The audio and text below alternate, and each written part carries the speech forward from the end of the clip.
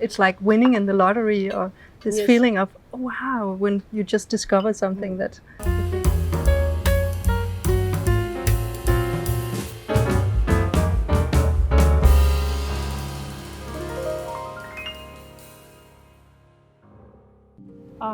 It's great, Theva. It was so nice to do the yoga.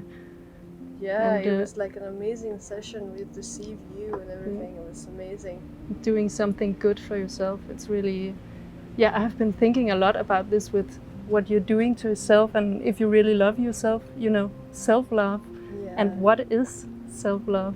Yeah. It's I think it's very important because there is this part missing in a lot of people today. It's the loving of ourselves first before trying to give it to the world.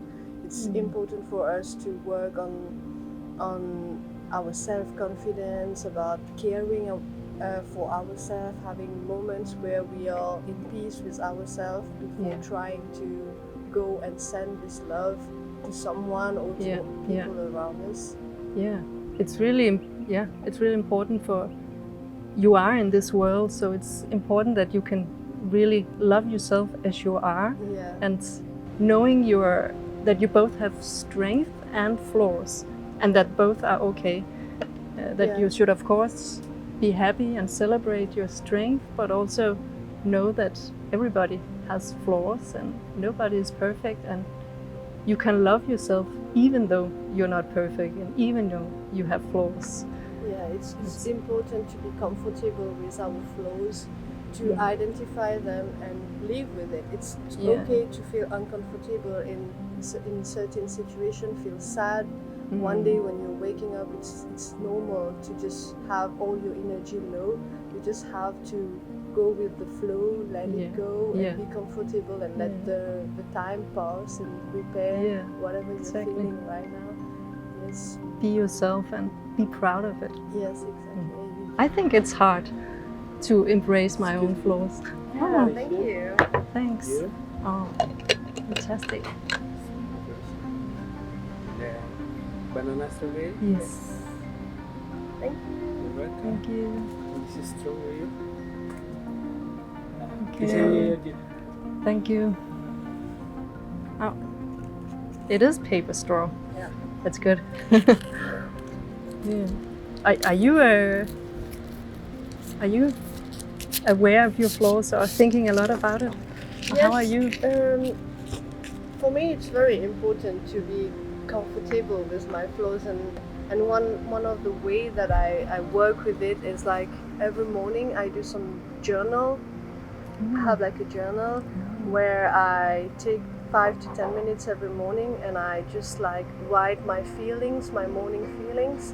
And then when I come back at night before sleeping, I analyze my day and I see how difficult it was or how beautiful, how happy it was. And I use like this kind of smiley drawing to tell how my day was, if I was a happy day or a sad day or a stressful day. And then I do like a summary at the end of the month to see how comfortable, how easy I was with my strengths and my flaws, and on what I need to work on. It's a way of like self-analyzing myself. Yeah. You do that every day? Yeah, I do it every day. In the morning, 5 to 10 minutes, and then before I go to sleep, I do 5 to 10 minutes. It's also a way for me to do like a retrospective of what I am feeling and what should I work on to feel better.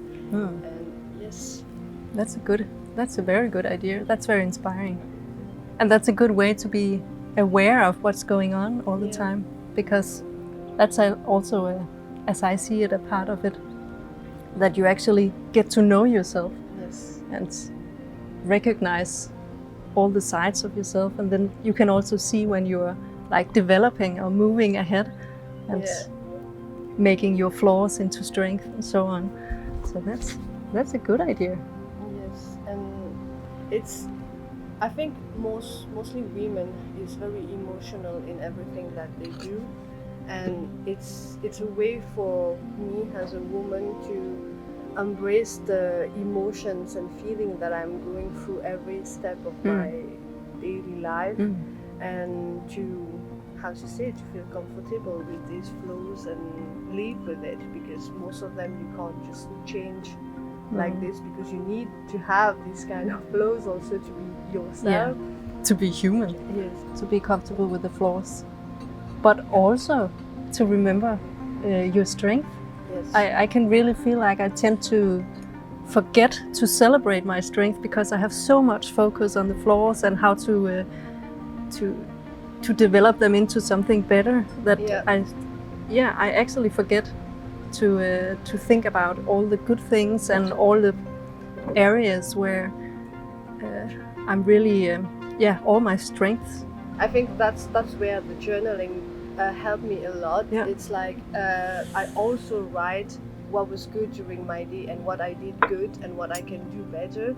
Yeah. So it's like a way for me to identify where my strengths are and to keep going in that direction, but at the same time working on the flows to find this balance. And But I know that when there's the new strength or that I'm just discovering or in myself, these I'm really celebrating a lot, because they are like it's like winning in the lottery, or this feeling of wow, when you just discover something that you think you're really good at. That's great. Yeah, I think that it's very important for us to grow our strengths on a daily basis. It's like be it by celebrating your little success every day or every week. It's like this kind of moment that we are sharing. It's to sit down and say, yes, I've succeeded in one step of what I was planning to do, and now I'm going to get myself some good food and have a nice time by the beach. And it doesn't have to be, it could be like us doing an hour yoga. It was great. And then enjoying some good food. But it doesn't have to be that much. You can also, sometimes I just sit in like my favorite corner and just sit for 5 minutes for myself and just recharging in the moment. Yes, and you who is from Denmark, you practice a lot of yoga moments also. And I don't know how do you work with that in Bali, because I know the temperature is different, the food, the stuff that you get. How do you do that here? But hygge is not, it's not a thing, it's actually more a feeling.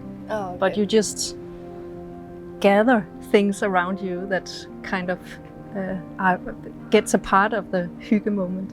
So you can hygge everywhere. That's great. I totally want to have like this kind of space where I say this is my space and I'm here to celebrate myself, and I think Bali has so many nice spots where we can do that. There's so many good restaurants or even beaches where you can just go for a walk and celebrate yourself. But also the journaling you're doing, that's actually also making your little spot, because you take your time every morning and every evening. So that's actually the same. Yes, that's true. Ooh, I love the way they cut this. Yes. Oh, I love the mangosteen. It's one of my favorite fruits in here in Indonesia.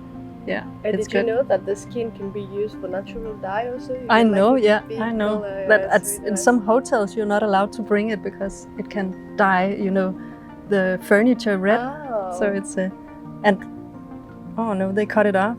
Yeah. My father actually taught me that you can see how many fruits are in here by watching the, stem. Yeah. So. It's amazing how we have come together this morning for a wonderful yoga session.